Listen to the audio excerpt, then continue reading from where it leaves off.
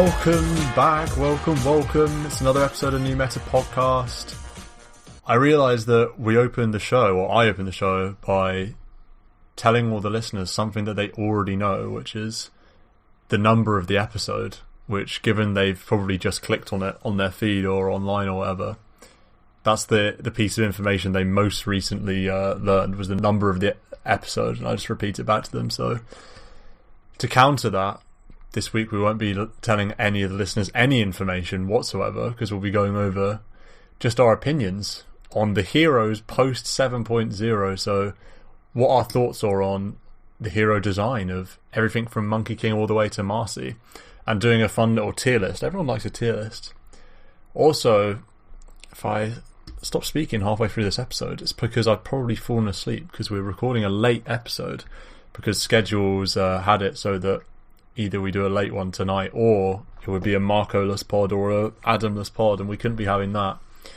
So with that in mind, we do have the trio, as it were. Marco, how are you doing this week? Very good, thank you. You excited to talk some hero design, talk some new age Dota 2 magic? Yeah, this is the Dota Stan knows, but it's all alien and flashy to me and Adam. I know Adam will have a lot of... Well, maybe I'm harsh to say Adam will whinge a lot about these new heroes, the world of 7.0. I guess we'll have to see if that's the case. Maybe that's too harsh, though. How are you doing this week, Adam? I'm whinging. I'm okay. Nice. Can't complain. Nice. Always good to hear. Do you have a RD2O update for us? I don't know if the season's still watching. I don't know if you want to hear it. Oh, no. What an absolute collapse. We got to hear that.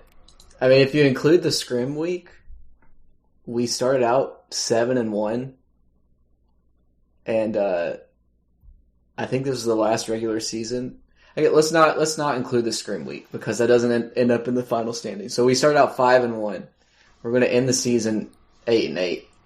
So that's feels bad. We technically didn't win a game after our mid quit. We did win one game because the other team showed up 30 minutes late, so we got a forfeit. But besides that, we have not won since then, which is a bummer. My Mars, I played Mars in the first game. I went 1-15. Is that going to taint your opinion of Mars when we put it in the tier list? No, I love Mars. My Mars is class. Here's how class my Mars is. The laning stage, I'm 0-5 and 0. I am still 200 gold behind the jug. Only 200 gold behind, being 0-5, which means I must be pretty good. You just don't die 5 times and you'll be like 2k ahead. Yeah, easy. Basically, yep. I got a Witch Doctor, Maledict Spin, that combo. Oh, stop. Pretty gross. That brings back some bad memories. The second game, so it's like we needed to win it to have a shot at playoffs. I'm pretty sure we're out of the playoffs now, which is dark, real dark, because we were like one of the top rated teams halfway through the season. It was a 69-minute slugfest. My first 60-minute game post TI or post all the new tier 5 items. Yeah, first 60-minute game since then. That's fun. I haven't played a 60 minutes since this. Yeah, we lost. I was an offlane Razor, and I gotta say, our tier 5 items were pretty bad, and the other team got Fallen Sky and Arcanus Armor and Giant's Ring. So a Sven with Giant's Ring, a mid Shadow Fiend that went Arcane Blink Magic build with a Fallen Sky, and the Arcanus Armor is really good, although I don't really know what it does. Bit of trivia for Marco, what's Arcanus Armor?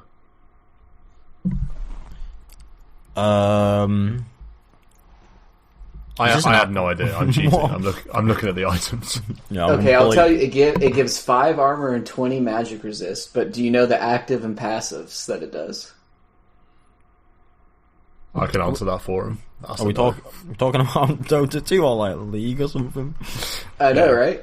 So it's like the magic form of AC. So it gives 5 armor and 20 magic resist in an aura. 20% magic resist. And then the active force field aura grants 35% damage reduction for 5 seconds on a 20-second cooldown. Which is pretty nice. So you put that on top of atrophy aura. Yeah. But that isn't even the reason why we lost. We have a PL with 900 GPM and 860 last hits with an Apex. Now, the reason why we lost is because of Grimstroke Axe. Do you know what Grimstroke Axe does? Yeah, that makes a super buff illusion, right? Yes. That is magic immune. Cannot be targeted by spells. So we have a Lion on our team and a Rubik and an Invoker. Can they kill the PL illusion? No. Only our PL can kill the PL illusion. So it was really dark. I feel kind of completely cheesed out of the game, to be honest. That a 4-position Grimstroke can have as much damage as a middle Shadow Fiend going magic build.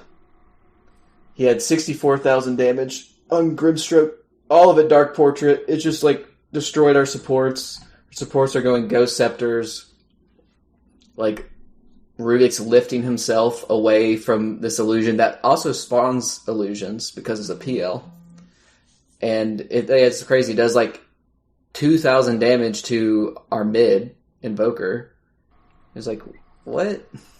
Why is this a thing? We'll have to see if Grimstroke, Adam's overview of Grimstroke when we get there, is that tanked down to the low tiers. It was just so dark because he doesn't even have to get the right PL. He just makes it on any of the illusions. And then all of a sudden there's this gigantic dude that's kind of hard to see because it's a black illusion.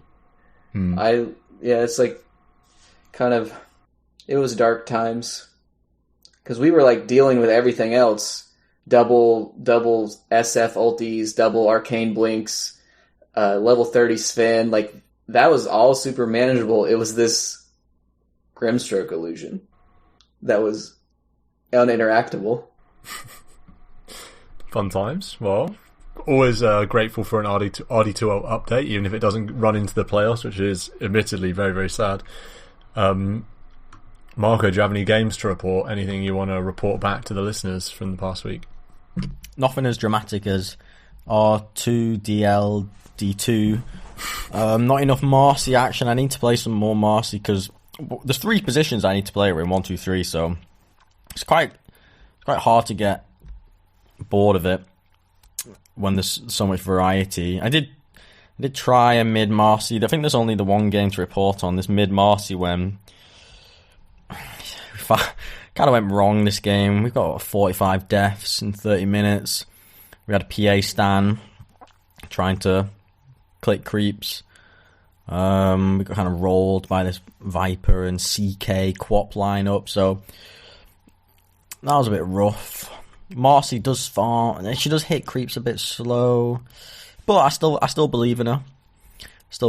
So yeah, basically no games to report. Yeah, interesting. I got a game of Marci in, which is cool. Easy win. Yeah, so I told you, man. 100% win rate on the hero. Did play at support though, so I am very keen to play at core. I played at POS 4. This was me and Adam did a tree Marci lane, which is quite fun. Went Medallion Solar Crest. Went Medallion Spirit Vessel Blink.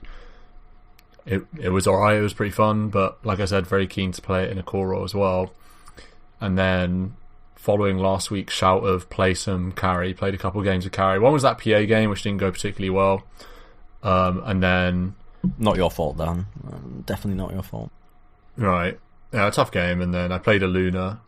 with Adam, and Aesthetics, friend of the pod, who played Io. So I got, had an Io running around with me as Luna, which was good fun, and that was a nice game. That was a sort of comeback carry. That was a wild game, actually, come to think of it. Losing racks like back and forth. Game went 40 minutes, but it was pretty wild. A lot of fun and felt pretty solid. That's all I have to report. So got the Marci game in, enough to have some semblance of an opinion for the upcoming tier list. Very good. Can I mention a couple of my games that were just pub games? Of course. Yeah, I forgot about the tree Marci combo. We ran that back, but the first time I tried it, my friend played 3 tree and I played 4 Marci, and we just immediately level 1 made this Monkey King's life hell. Just yeet him back into the tree queue. Both of us punch him dead. And he was 0-5 at 6 minutes. And we had taken the tier 2 tower at 9 minutes. On tier 2? Tier 2, yeah. What? That was awesome. What? And we threw in the mid game, and the only reason we probably win the game is because we win the lane so hard, and he never really recovers, because I tried to go first item Orchid on Marci, and it was absolutely terrible. But the landing stage was just hilarious. So it's just immediately walk up to a tree or to a monkey, throw him back, and then I have an Orb of Venom, and tree just has 97 damage, and we punch him. He TP's back in, and we just do it again. He was level 2, probably 6 or 7 minutes into the game. He's you're not going to get to play this game. And he had a 5 chin. So I think that's why it works so well, because chin doesn't do anything. Mm-hmm. Have you ever... So on this game, have you ever seen on DotA Buff, the sort of team advantages per minute? It's almost like DotA Buff's version of a graph, and then they have little hero portraits that show heroes that died, and you can scroll through. I don't know if you know what I'm referring to here. Yeah. Okay, so I'm on Adam's game now, and the very first tick of the graph, there's just 3 portraits of Monkey King stacked on top of each other. It says 1 minute 30 to 3 minutes. Monkey King died at 42 and gave X gold. Monkey King died at 209 and gave X gold. Monkey King died at 247 and gave gold. Monkey King died at 418. It's oh dear. That's not the game you want to see. Yeah, he couldn't even get Jingu stacks. We just punched him, and then the Meteor Hammer lets you push. But yeah, that was pretty fun. And then the other game played against Lyrical and Capitalist. Played against the couple TI talent. DotA shoutcasters. Yeah, a couple of TI talent. I completely forgot to shout out the pod. So big oops. Damn, we couldn't get Lyrical on as a guest. That'd be fun. Yeah, but that was an absolute stomperoo. So that was pretty fun. Lyrical played Witch Doctor, and Cap played Pudge, rank 500 Pudge from behind. We had a Grandmaster level 30 Visage on our team, who just kind of took over the game middle, and then my RD2L carry, who's almost Grandmaster CK, he went 23-2. So very cool. That's gross. Grandmaster Chaos Knight. Oh. Grandmaster Visage. Grandmaster Visage, which the ags on that hero is absurd. I can't believe that you're allowed to run around invis with your birds cloaked for that long. It's 30 seconds or something. Mm. And you just show up out of nowhere with the Orchid and you're see you later. You're dead. Yeah, you also just don't have... Yeah. Do you not have are you Batrider flying at the time, or am I making that up? Yeah, you're right. Unobstructed movement as well. Yeah, that's redonk. Visage is a cool hero. I respect Grandmaster Visage, but Grandmaster CK is a bit rough. Hero's kind of grim. Don't get me wrong, I love it. It's pretty strong, but yeah, well, so it gets first banned in every single RD2L game, so we never get to pick it. So it feels bad.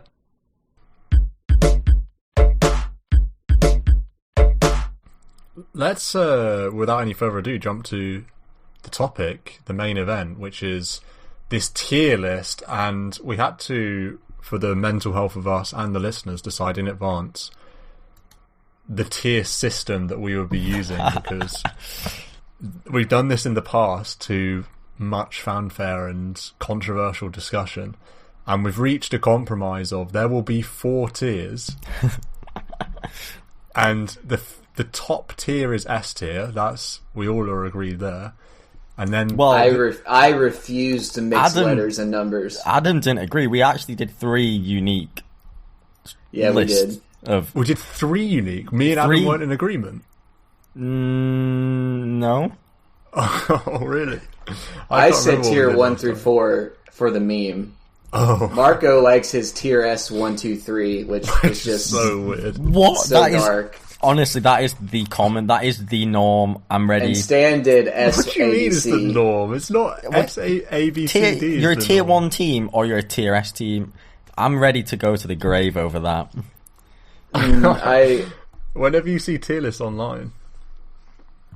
Yeah, I've never seen numbers and letters mixed. That's S1, 2, 3. The only letter is S. Yeah, but it's still a letter. The Discord will back me up. It's fine. I will see what Discord thinks, but okay, I'm fine with S, A, B, C. I was just memeing because I knew Marco was gonna. Yeah.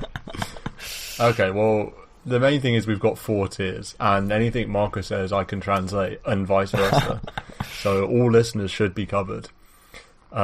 I think the easiest way to do this, or the way that I was imagining we'd do this, is do it in, I guess, reverse order. So from Monkey King onwards, and just sort of everyone's take on the hero, and then move on, rather than being like, oh, what heroes do you have in S tier? Because then we sort of revisit heroes all the time, and it's a bit weird. So yeah, I guess Are we doing it on the hero when it was first shipped into Dota, or are we doing the hero as it is currently in Dota? For me, good question. I'm just doing it. I have separate my rankings. overall feeling. Okay, well, I'm interested to hear that then. I didn't know if we were doing like which hero was the most OP on release, or if we were doing. I'm not doing it based on how good it is as a hero winning Dota games. I'm doing it like based on whether I like it or not conceptually. Oh, that's a third list. Okay, cool. Yeah. So for me, it's just like, do I like the hero, regardless of whether it's good or not? You can argue. Is it strong or whatever? I don't care. Okay, that's like I understand. So hopefully that's easier, because it's just a sort of natural feeling. You don't have to be like, what was this hero like when it came out? You know, I can't actually remember. Yeah, I was looking at change logs. Oh, right. To see, like, yeah. It is an interesting one, because conceptually some of the heroes have changed a little bit as well. But yeah, sorry, go on. No, there's that, like, you want to see the first change logs to see what numbers got tweaked, because it's like, I remember that hero being really good, but don't know why. Like, didn't remember why.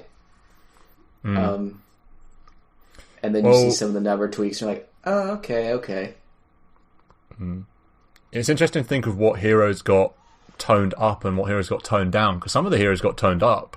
They came out and they were weak. I remember when Miles came up, his numbers went up when they first patched him. So it's kind of funny that sometimes they come out a little bit weak, although admittedly that is much rarer. Let's start with Monkey King then, and funnily enough, I actually wasn't around when this hero was shipped, so I can't even give an opinion on that. I've never known a Dota without Monkey King, so to me this is like a Dota 1 hero. I don't know, maybe I'll just jump in and go first and be very rude about it, but I guess we can rotate actually who leads. But so Monkey King I have as A tier, aka tier 1, aka second highest tier. Second highest tier, yeah. And it's difficult because when I actually, so I've written just a very brief 1-sentence overview of like why I think all of these heroes I've placed them where I've placed them. But Monkey King, I found it kind of hard to have anything negative to say about the hero beyond that. I just didn't think it had like an X factor that would make it an S tier hero. So I like it because it's a carry, and of all of these heroes, it's probably the only true carry. Having said that, for a lot of its lifespan, it hasn't really been a carry. It was a POS4 for a long time. When, you know, the first year after it came out, really, it was mostly a 4. I say the first year after it came out, actually. First year beyond that initial shit period where it was just completely broken. Again, I wasn't around for that. But I really like the Q. I really like the W, actually, which is almost the gimmicky, unique selling point of the hero. I like that. I like the ult a lot, and the passive is like, it's alright. I'm not wild about the passive. Obviously, it's kind of what makes the hero work, especially laning wise, and it combos well with the Q, which is cool. But I'm not like, oh my goodness, this hero's passive, and what makes this hero a carry, this crazy damage, is like blowing me away. So that's my take on Monkey King. I don't know. It'd be interested to see where you guys place them. What do you reckon, Marco? I don't know if I'm a bit too kind of this. I agree with at least A tier or tier 1. I put him in S tier, and I think the reason I've etched him into the S is because the hero as a concept, I think, was fairly revolutionary. It brought new mechanics that were very fresh and new. So the idea of jumping on a tree and that mobility, and it's a trend we've seen with a lot of these post 7.00 heroes with mobility spells. Not many heroes had that level of mobility. Dota 1, Dota 2 Classic. That tree jump, I think, is really pretty cool. And then even the Jingu stacks, it feels very normal now, but that mechanic, someone can correct me, but I can't think of another hero that had something that unique. So I think the fact that it was the first hero to be this creative and new and different is what pushes it into S. Because when you were speaking, I did think to myself, yeah, maybe I should put it tier 1. But I do think that coming in first with those new mechanics, pretty fun, creative. It's got a big ultimate. I think that was another reason I thought, yeah, its ultimate is pretty big and cool, big ring, pretty funky. I felt, yeah, I think it makes it. I think Slardar's Bass change happened after Monkey King came out. So I do think Monkey King was the first, like, do X. Well, and then Abaddon. I think that was recent as well. Yeah, that's after. That's post Monkey so King. I think Monkey King ushered in the era of hit something 4 times and get a bonus smile. Like, yeah. I will say A tier. I was going to say B, but like, he's been in the game long enough that he probably deserves A. I'm not the problem with this whole set of heroes, and Monkey King probably starts off that trend, is the absurd amount of movement that some of these heroes get. And I think the tree is very busted. The tree movement, the jumps, with the spring into second jump, just cover like 1 million range, and now that they have the cast point change stuff, he just moves so much, and the vision's crazy, and I guess that's why he was such a good flex pick at TI this year. Yeah, but like most of the time, so he was like super busted on shipment, like he was really fast, and he had a lot of damage and armor, and he was like pseudo range, and then he got that Giga lifesteal. So he's always kind of been a lane bully. I don't hate a lane bully. You know, I like that there's a hero that can go up against a tanky offlaner and like actually like it, you know, because they get to just keep hitting. But I don't know if I'm a fan of his range on right clicks. That was a new concept as well. Nuts. That long range melee hit. That was cool. He's got like that. He's got like TA level range. And then, but if you give him like a neutral item, like a penta sword or a broom handle, it's just like, man, this feels bad. Yeah. But We haven't even talked about the Mischief, the banana. Oh wow, Mischief! I forgot about that Yeah, as well. that's like that. I don't know if that's gotten changed. I don't think that was the same way on shipment, like that you would be dodging a whole bunch of stuff like you are now. Well, it's Monkey King's gone through so many changes. I really feel like the hero is in the best place now that's ever been in conceptually, because there's been so many broken things about the hero that they've had to fix. Yeah, Mischief used to be OP.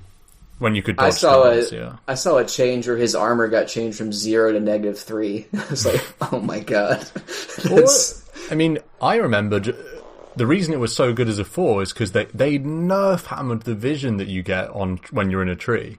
When he shipped, you had full vision. You're just in a tree and you see everything. So you just play at 4 and it doesn't matter.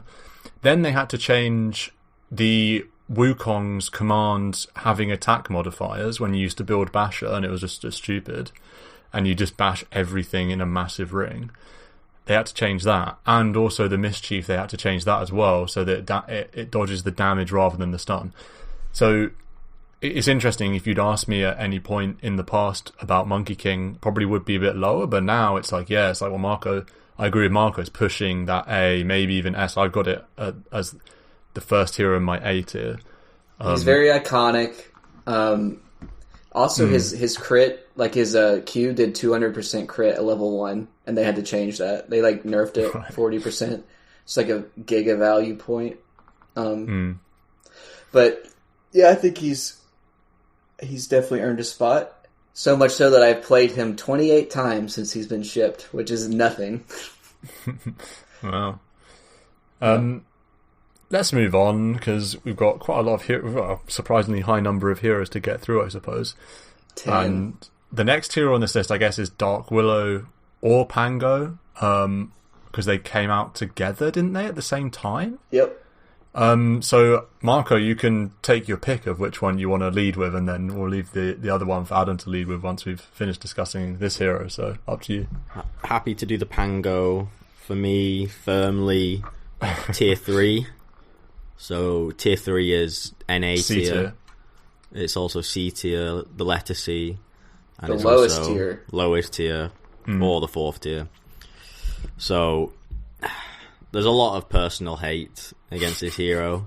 Still traumatized from 10-second perma-stun with the rolling boulder. And yeah, I think you can say it's kind of cool, the ult, but it's also one of the most obnoxious ultimates, I feel, when you get stun locked. Then the vector of the Q. I know we've got some new vector spells coming out, like with the Marci, but the Pango one feels the most lame. And I don't mean it too negatively, but just I don't know. Maybe I'm not enough of a Pango specialist, but it doesn't excite me that much. And then the passive is a bit dull, and then the W jump up rock bit dull. So I just got quite a lot of detest for Pango players. Firmly bottom tier. Sorry, Pango. What do you reckon? I have a Pango as S tier in my annoying tier. Okay. So there are 2 heroes that I made a special tier list for annoying, and Pango is solidly S tier. Did you even talk about Lucky Shot? Wow, I mean, like the most BS ability possibly in the game. Remember when it used to silence? It used to silence or disarm. Yeah, that was silly. And you could get silenced and disarmed, and then they're like, permanent. "Oh, okay, now it's just disarm and like slow," and then like, "Okay, now it's just disarm and minus armor." You'd be like rooted in place because you'd be slow, and it's just they're like, "Hey, let's give him this Ags to where he can shoot out lucky shots or the swashbuckles in 4 directions on a 2-second cooldown." Isn't that fun? But let's see. He was the worst out of this whole group of heroes on shipment. Like, he got buffed. He was way worse than Dark Willow. He got a pretty quick buff. Currently, I have him in the 2nd tier, but I don't know about his like iconicness. When you say you have him in second tier, you have him in that for our like conceptually like how much you like the hero list. No, I just have that like in its current strength. I have it as a tier 2 hero. But then like me, I've only played it 14 times, 42% win rate. Like my second worst hero out of this whole group of 10. I don't really enjoy him, so I'd probably give him a tier. Well, what's my tier list? So tier 3. So I guess B tier. Yeah. Right. I don't personally enjoy the hero at all. I think it's obnoxious. But some people are level 25 on that hero. When I see that, I get really sad. So. Yeah. Interesting. I mean, I'm going to come in with a defense of Pango here. So I have him A tier as well, like Monkey King. So the reason I like him quite a lot conceptually is mostly because of the ult, which I actually really like as a spell. Ooh. I think it's a really cool idea to have a magic immune ball like crashing through a team fight. I just think it's really cool. And it fits with I suppose it fits thematically as a pangolin. I mean, we don't care too much about that kind of thing here, probably. But that does work. The Q, yeah, I mean, I can't use any spell with vector targeting. So personally, I would find that really frustrating to play. But if you don't have this like brain deficiency that I have when it comes to like using vector targeting, I think it's fine. I think it's cool. Worth remembering, it was the first vector targeting spell that came into DotA. So if you care about like innovation stuff, like we're talking about Monkey King, then it has that going for it. But the one spell, i.e. the ult, obviously isn't enough to be A tier by itself. So I quite like the way that the W shield crash and the Q combo with the ult. The ult would be a lot less interesting to me if you couldn't Q out of it, which understandably is really annoying. It is an annoying hero. And also the fact that you can W while you're in your ult, I think is a cool idea. Lucky Shot was really dumb when it used to disarm or silence and slow. That was silly, the fact you get perma-silenced. The current iteration is just boring. I don't really care about armor reduction, but conceptually I don't mind this hero, the way that it works, having like a chance to do something. I would like it if they just had a chance to disarm, which admittedly is really, really annoying, but I don't think it's annoying enough for me to want to remove it, whereas silencing and disarming, like doing both, is kind of nuts. So I like the hero basically because of the ult. I think it's one of the most unique spells in DotA, and other parts of the hero's kit, like the W and the Q, complement that a little bit to make it cool. He's got 3 movement abilities. I mean, W's. Yeah. I could jump up and down cliffs. He does have 3 movement abilities, but I like shield crash. I agree. Like it has good synergy between the 3 spells. He's pretty balanced because he's got no mana pool, so it's not like he can just be spamming that stuff and going all over the place. Well, I think he's balanced also because his ult is yes, it's strong, but I suppose it's kind of a nice mini game because you can dodge it. Like you can be in that turn radius thing and make him mess up. And I do like that the hero uses the map in a different way than other heroes by bouncing off of stuff. That's cool. Yeah, and also it's very frustrating. It's not like there's nothing you can do. You just build a BKB, and in fact, you can just kill it. I play a lot of Lina, and when you're playing Lina against Pango in the late game with Fiery Souls, you literally just right-click down, snipe it, whatever, you just kill his ball. So I don't think the hero isn't conceptually broken, but I think it's conceptually like cool and interesting and like I think it works well as a pos 3 hero. I just think it conceptually works as a pos 3 hero. It's too much of a pos 3 for me to really get into. I know Crit God plays it from the mid, but it is such a pos 3 hero to me. Nothing to say plays it in TI Grand Finals mid. It's such a grief tier. What a grief mid. Grief pos 3 in your pub games that goes Maelstrom and shoves every wave and never fights and does anything. And never has mana. Yes. They use all the mana to shove waves, and they're just like, I'm sorry, I can't TP, I got no mana. This is for swashbuckles only. Yeah, that is so true. Oh my god. Swashbuckling around the map like an anti-mage using Blink just to farm camps, just camp to camp. Yeah. Also, I'm not a fan of his personality. I don't like his character. The accent and I'm not. He's too smarmy for me. He's a little too pretentious. I love Pango's character compared to some of the others on this list. I mean, he definitely is unique, and he's got a direction as opposed to like Robo Sunlight person. But yeah, it adds to the fact you get really annoyed that this guy is beep beep as he runs you over. Yeah, for sure, he's annoying. Let's go to Dark Willow then. Adam, I'm interested where you put Dark Willow, because I recognise in my list I may well have a bit of a core bias. So you can lead us off with this support hero. So I've played Dark Willow 12 times, which is less than Pango. 58% win rate, so maybe I should play it more. No, I'm not a fan of the hero. It's not S tier annoying, but it is annoying.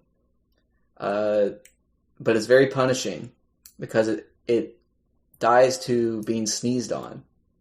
And you have to basically like disappear into the Shadow Realm and become untargetable. That's why I don't care for the hero. Like I can't stand that spell because you can't interact with it. Like of course you can AoE do stuff, but sometimes you're a support and you have no way of doing anything, or they go uninteractable, but they can still move and cast a bunch of spells. It's not like you're put under Astraled or Disrupted. It's like, no, I can still do everything. But the hero itself, I like the other abilities. I like the space denial that the Q gives. It's kind of like you can block off movement pathways. It's really hard to do if you're like going through trees and your pathways are cut off, or like good Roche Pit control, or it's like a fun movement mini game that you have to navigate.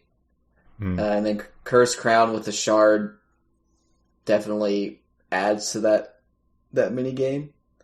And there are a ton of fun and good combos with Terrorize. Terrorize is a great spell. Dark Willow Mars, that's cool. Or just like Puck. Like Puck, or just like, stalling. There's like so much outplay potential you can do on the hero, because it's like, oh, I'm really low, I go Shadow Realm, I terrorize you away, and then I Bedlam after I've ran you into my brambles. It's like, oh my god. And like, if you're crit or something, you can make this hero look insane. And that's not even, nobody even goes to the like Ags build unless you have a Morphling on your team, and then the Morphling goes at like Ags. Yeah. But other than that, like, it's just like the hero needs too many games. You can't just like casually pick up a Dark Willow, you know what I mean? So that's why I've never really got into it. Interesting. But I guess what tier did I put her in? I'd probably put her in the lowest tier. Oof. Interesting. Okay. Yeah, but I quite like. I think I like that. Maybe I should play it more, but I don't think it's like a ubiquitous or like a like a classic Dota hero. It's just like kind of. I agree with you. It's not a classic Dota hero. I have it. So I have it at B tier. So I have it in the second lowest tier. My thoughts on Dark Willow is just it's fun to play. So I actually have quite a few games on Dark Willow. I think it's a fun hero. I really like playing it, but to me, it's like you said, you get sneezed on, you die, and so even though the spells are fun to use, they don't make tons of sense to me, and also the hero just feels really one-dimensional, because you have to use the spells and play the game in exactly the same way, like every time you play the hero. So when you pick it up, all you're doing is trying to cast spells in a cool way, which maybe is like maybe that's just support gameplay. Yeah, that sounds like every int hero. Yeah, but like the Q, for example, it like you use Curse Crown. Like, is Bedlam an interesting spell? Like, no, it's not. You do a lot of damage if you've stunned someone with Cursed Crown, which is just, it's kind of a boring way for the spells to combo together. It's like, does Q, yeah, you can combo it. Bedlam, yeah, you can combo it, but you can only combo it when the target's already stunned. Like, that's not really a combo. And then Shadow Realm is, yeah, it's really annoying because you can't interact with it, which I also think is kind of sucks. And then it just does a huge right click, which is annoying. It doesn't feel that good to use. It's quite obvious when you're going to use it. Terrorize is a cool spell, and one thing I do quite like about the hero is I like the fact that it has 2 ults that have separate cooldown. Separate. Yeah, but the way the cooldowns interact is kind of weird, isn't it? It's like if you use one, the other goes on something like a 5-second cooldown. Well, you have to wait for that. You need your spirit to come back. Your Wisp, your Jex. Is it Jex? Jax, is that the name? Jax, Jax, something like that. So I quite like that as a concept. The 2 ults. Yeah. The spells work together in, to me, just kind of like a boring way.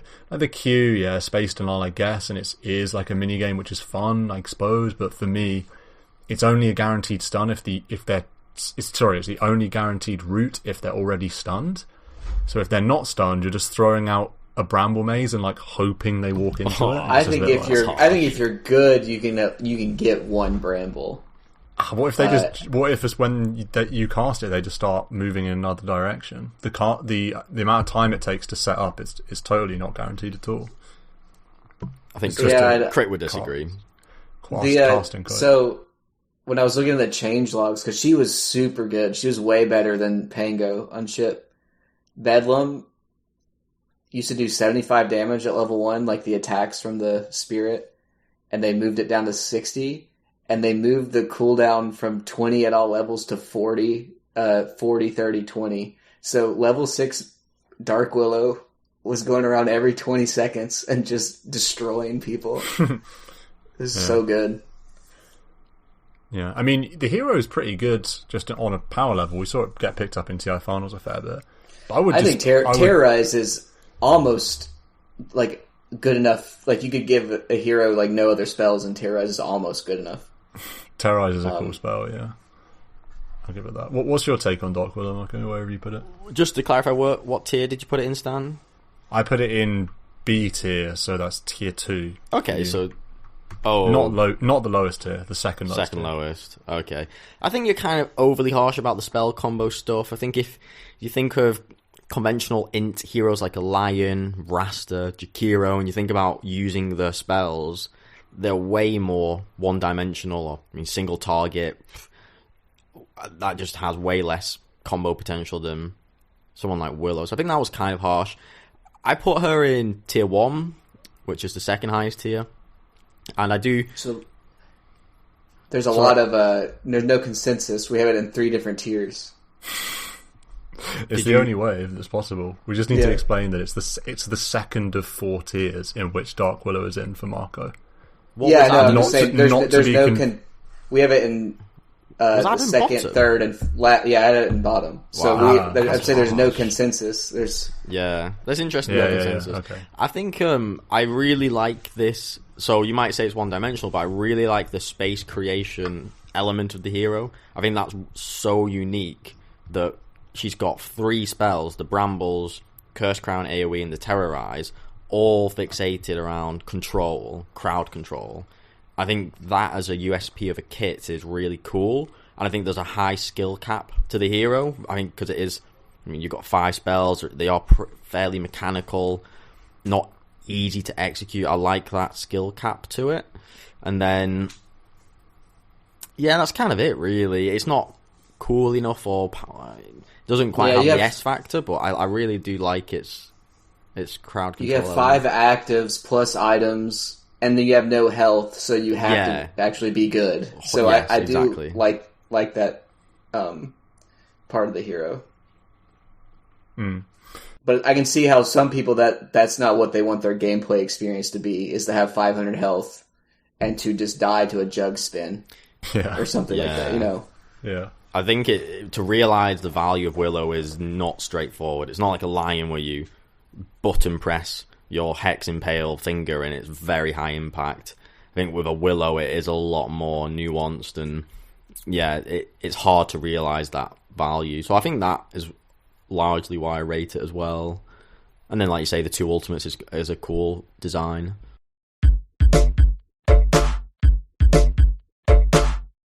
Interesting. Let's see if we have any more consensus with the next hero. So we're jumping ahead to next TI, because back in these days you got 1 or 2 heroes a year, whereas now you seem to get them spread out. So Grimstroke was the next hero to come out, I believe.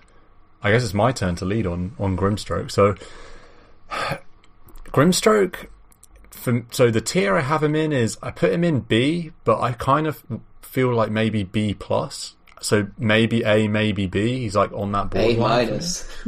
A minus, B plus, yeah. So he's like right slap bang in the middle, I suppose you could say. There's nothing I hate about the hero. So I think I really like the Q, even though that's maybe, you could say that's the most boring spell he has, but I actually think it's actually maybe my favourite spell that he has, because it does something so simple and yet it still does it in quite a unique way for me. I mean, I know it's similar to Power Shot on Wind Ranger. It's Power Shot Echo Slam. it's like Power Shot the other way. Rather than getting weaker, it gets stronger. And I like the ink effect. I think it looks really cool. The fact you can fake it and you get the sound of faking it. I just really like the Q spell. The E spell, it's alright. I don't hate it. I don't necessarily love it either. The W is really strong. I quite like the W conceptually, giving a silence that you have to hit off. I think that's quite cool. And then it's funny because in many ways the ult is the unique selling point of the hero. But I actually think the ult is the part of the hero's kit that I'm least bothered by. I don't care for the ult that much, because it gives you this combo potential where you can get, when it first came out, oh my god, you get Dagons, you just E-Blade Dagon on like 2 heroes at the same time. But these days I feel like it's the leash potential that's actually the strongest part of the ult. It's not the fact that you're casting a double hex. Like, sometimes double you get that off. Sometimes it is picked for double doom for sure. No, it's definitely the leash. It's the leash is insane versus some heroes. It's just absolutely nuts. In a pub, no one ever runs the same way. So you're just you're basically just like a shackle shotted together. Yeah. So the one thing that I think Grim has going for it, from my perspective, is it's a support hero. Like it's a support hero that doesn't have any annoying component in terms of mobility and escape and defense. It doesn't have this Shadow Realm spell. And I think it's quite hard to make a hero in the post 7.0 era that doesn't do anything flashy, I would say. I don't think Grimstroke does do anything flashy. Doesn't do anything flashy, and yet I think still works as a hero conception. I think is still cool. So maybe it should be A tier for that reason. But I did put him at the top of B. So don't know what your thoughts are on that, Marco, on Grimstroke. So we're getting kind of similar, because I did put Grim as tier 1, which is the second highest tier. Second highest. And I love how we have to clarify it every time. So we're kind of close to your B plus A minus level. And so if you're an avid listener, you'll know that I've never played Grimstroke. The only hero, maybe with techies, I've never played, which is kind of criminal, but it's too long now. Yeah, but you can't random it. You can't random it because you have to have it be in your top 75% of played. So yeah, one day it'll happen. But anyway, I rate it fairly high, second highest tier, because the versatility of his kit, I think, is very cool. So the fact you've got a silence, a stun, and there's leash plus synergy from the ultimate, I think that versatility is really cool. And I think a lot of supports, or most supports, really don't have that range. And even with the Q, there are some games you might think that that's optimal to max. Maybe there are illusions on the enemy team, but it's also the silence and the stun. It's not a given how you build and play the hero, so you can play around the different utility and spells you've got. So I think that variety is pretty cool. And then the ultimate, I quite like that as a. I mean, every ultimate's unique in a way. I think Grimstrokes is, I think, pretty cool, if I'm honest. So I am a bit debating whether I should put it in tier 1, but I think that variety of its kit, for me, makes it tier 1. I like that. I think it's quite cool hero design, that ink kind of. Yeah, I think it's quite cool. It's solid. It's a kind of above average solid new hero. Where have you popped Grimstroke, Adam? This is an S tier hero. Whoa. This is top tier. Wow. I've played this one the most, but it's still not a lot. 58 games. It's a support, like you said, but it doesn't do anything flashy. Like, there's no like giga broken movement stuff. It just has spells that you gotta make work, and I love the spells. Big slow on the Q, big wave clear if you need it, but nowadays you don't even put points into it too much. Like, that's your last max. There were times when the spell was really amazing though in the lane. Love the spirit. Love throwing that onto heroes. Really takes care of like some annoying heroes that have low attack speed. It's great on supports because they have to like spend a lot of time knocking it off, or like against a tiny, doesn't have the attack speed to kill it. Or you need like the silence. You throw on a puck or a weaver. Like, I really like that. I love that you can buff yourself with the E or buff a teammate.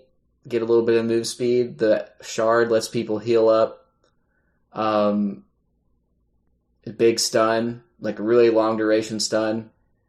And I think Grim might have been the most broken out of all these heroes on ship. Like, the E used to disarm, and you could throw it on an enemy and like disarm them. But it also had like defensive utility because it made people immune to physical, wasn't it?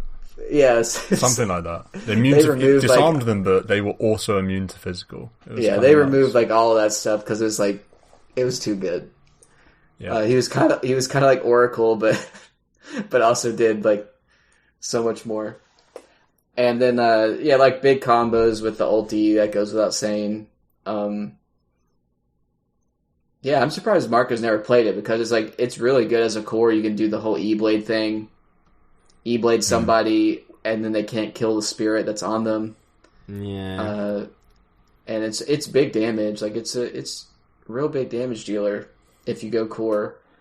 But I love it's also S tier trailer for a hero. I loved that trailer, and it was like really huge, excitement because they were like, "Oh, Mars is coming out in the spring" or something like that. And you're like, "Oh, okay." And then they're like, "Grimstroke surprise second trailer." Like, "Oh my god!" And they're like, "It's out now," and you're like, "Oh my god!" Yeah. Grimstroke is a cool hero for sure, and another thing that I'd shout out as well is that when you see pro players play Grimstroke, I think that's really cool to watch because they do plays that you wouldn't see in your pub. Well, you should see in your pub. Maybe Marco and Adam see it in their pubs, but for example, the Phantom's Embrace from Fog is almost like an instant disable. You know, you kill a Storm Spirit, you can gank a Storm Spirit. You wouldn't think you'd be able to do that with Grimstroke. But if you get to if you're really well positioned in trees and you use W, it's exceptionally difficult to react to that. So it's cool to see plays like that. What's going on? And like Storm Spirit, like you said, is a great one because he's also low attack speed. So especially when you get up to that needs 3 hits to kill it, level 3 point, it's big. Yeah, for sure.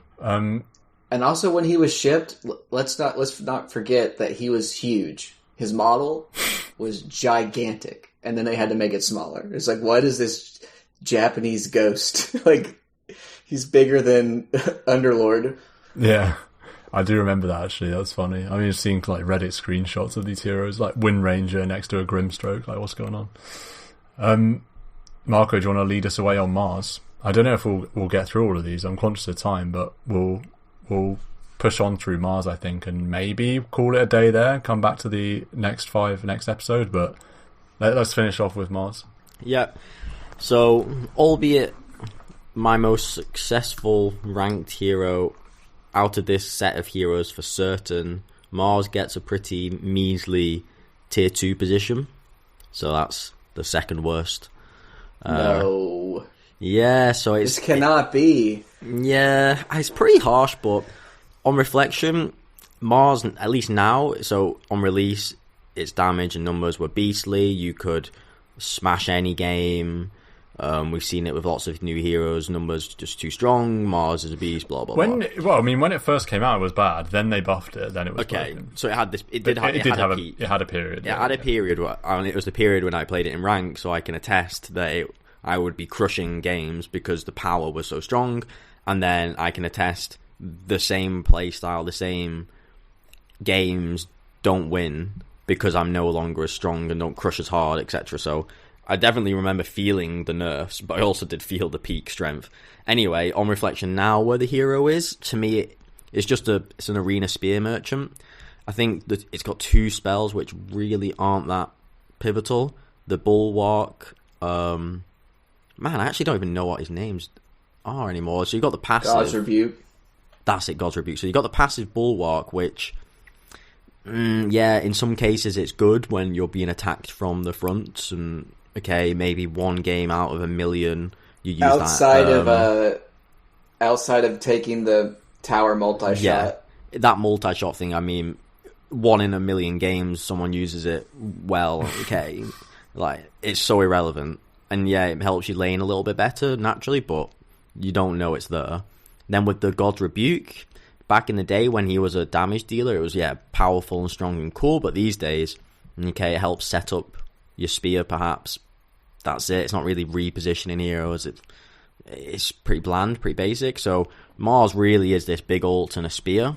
And so 2 out of 4 spells, for me, that's why it's put in tier 2. Cool hero and everything, but it's only got 2 out of 4 spells which really feel relevant. Go on, Adam. You're gonna stand in the corner of your boy Mars. We're running back. This is a S tier hero. I love this hero. I should play this hero every game. 41 matches, 63% win rate. Why am I not running this hero back? Yeah, I love I remember this is when I was firmly in RD2L, like playing regularly, and there's this big Discord, and I remember when Mars shipped, and people flipped out. I love looking at people like, oh my god, look at the Spear of Mars, like, oh my god, and they're like, he's got 3.6 strength gain, oh my god, like, he was, like, look at and then they would see the arena and they're like, what is this, what is this spell? Like, I just think he's awesome. He's got great voice lines, great laugh, voice line, great taunt. I have that cool shield item, so his God's Rebuke is really cool. I like the God's Rebuke a lot. That's where you get level 1. You get your range creep, and then you like hit the carry and the support, and they're slow. It's like beautiful attack animation. And I think the ult's awesome. I love it. Kills all the trees. People can't shoot in. People can't get out. They're like, people want to like try and help, but it's like, I can't really do anything because I can't interact with this wall. It's kind of like the Spear of Mars is kind of like a pseudo, not horn toss, but it's like a pseudo skewer. You can do like the blink throwback. Yeah, I like, I will agree, Bulwark is pretty meh. But sometimes you're against like a like a melee hero in the lane, and I definitely get Bulwark at level 4. And you're like, you can't trade with me anymore. And you can like tank Roche, and then the tower multi-shot. That's pretty much it. And then like the Ag Shard being able to spear 2 people, that's pretty epic. Yeah, that's cool. Can I, before Stan gives you take, Sure. My Mars statistics are honestly out of this world on release. So I'm interested that you say on release it was crap and then it got better, because I feel like I did play I think it was pretty good on release, but that's just what I remember. I don't think, maybe it wasn't bad, but I think it didn't get nerfed because they buffed it a bit first. Yeah. I think if you look at the changelogs. So, and it's decent on release, gets better. But anyway, first 19 games of Mars, 18 wins, 1 loss. And only one of those 19 games is unranked. There are some partial ranked. It's such a Marco hero. I don't understand why. 19 games, I lost one of them. And they're nearly all ranked. This just be like your spirit animal here. Like, it gets in your face, big, huge damage. It's got damage reduction, so you can tank the tower a little bit. You do your dives, and then like big old wombo combos. And then, I mean, I've pretty much remember you going like straight damage. You like one shot everybody. You ultimate could Deso carrier. Yeah, you could do so much damage back in the day. Oh. Yeah, it was so awesome. Like, just a hero, like, you'd be trying to kill a core or something, and then a support would come up, you would W them, they'd get one shot, and you're like, okay, back to what I was actually trying to do over here with a core hero. Yeah, back in the day, any pos 4 or pos 5, and then when you roll in even, like, the pos 2, you would blow in combos, but now the damage is not enough that it's not reliable that you would be able to spear blow even a support now. It's definitely your dream hero, because it's like you have these 2 farming spells, and then you've got, because back on ship, Arena of Blood was a much lower cooldown, so it's like once every minute, it's like kills. Yeah, it was really high uptime. Downtime, just farm, and so it's pretty dreamy. So yeah, Mars. Marco makes a compelling point. It's not like I disagree with what you say, but I agree with what Adam says more. So I have Mars S tier as well, because I do love Mars as a hero conceptually. So it's funny because at first I didn't like Mars at first, mostly because I thought the ult was just too much clutter and it just looked silly on the screen. But now I've kind of got used to it enough to appreciate it.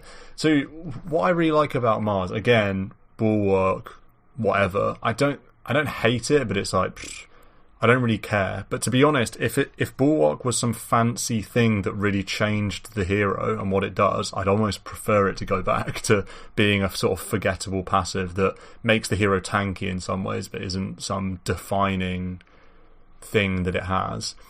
I just think the Q and W and ult are so cool.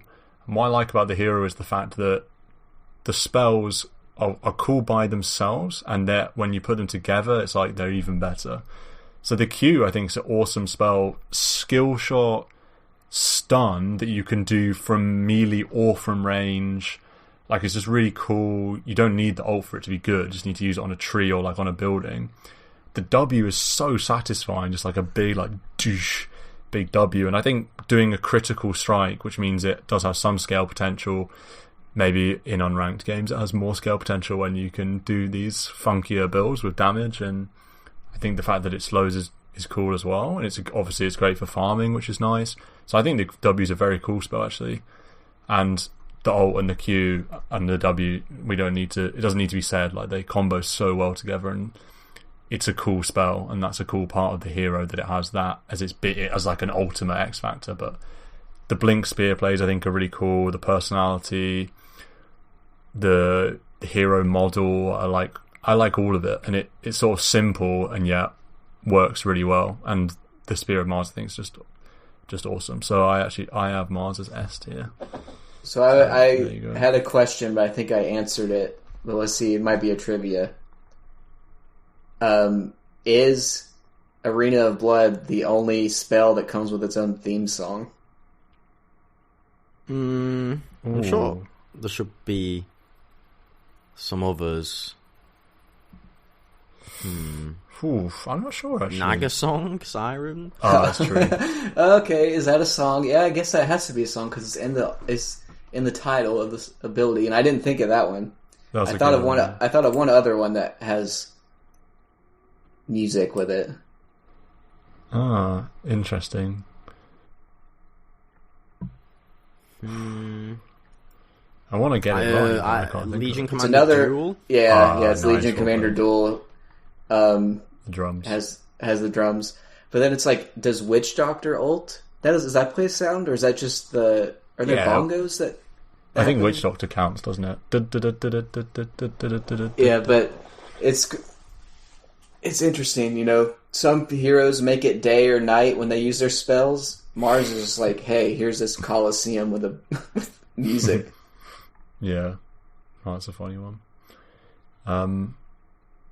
I also have fond memories of Mars on release, not because I had amazing statistics like Marco, but because, you know, when everyone spam clicks to try and play a hero, we played Party as like a 5-stack, loads of people playing, and I managed to get Mars, spam click Mars, like 3 games in a row or something. I was like unstoppable at the spam click war. So that was pretty fun times, because me and Marco were living together when Mars was released, so it was fun seeing the disgust on Marco's face. Yeah, when I got Mars for the 3rd game in a row. And Marco's like, I could be 20-1 right now, but you. Yeah. Well, I mean, that's the first half, I think, of the post 7.0 heroes. It's too late. I actually need to go to bed. We'll revisit the following 5 heroes, or however many is left, next week. And until then, have a final whistle.